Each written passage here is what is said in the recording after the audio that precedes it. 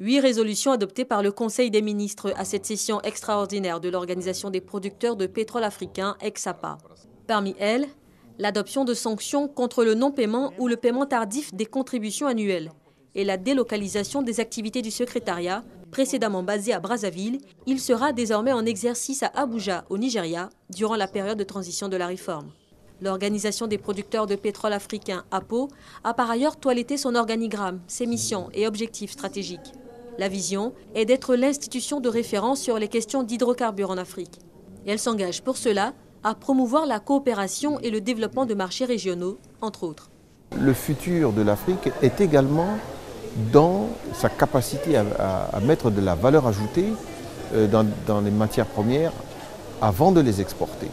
Avec une organisation comme celle-là, nous allons pouvoir développer le marché intérieur, ce qui va augmenter le commerce intra-africain, ce qui est nécessaire pour le développement des économies de notre continent.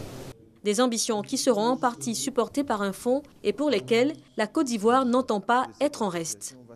Par rapport justement au dernier contrat de partage de production que nous venons de signer, nous avons signé 15 dans les 12 derniers mois et ces contrats nous vont permettre à la Côte d'Ivoire de produire plus et d'être un plus grand acteur dans ce domaine.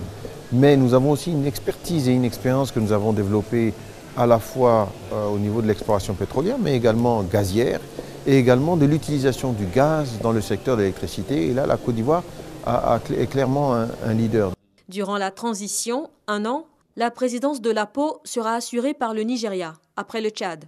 Le ministre nigérian, en charge des ressources pétrolières, conduira le processus de réforme. L'Organisation des producteurs de pétrole africain compte 18 pays membres, parmi eux l'Afrique du Sud, le Nigeria, l'Algérie et l'Angola, des pays qui détiennent la quasi-totalité des réserves et de la production de gaz et de pétrole en Afrique.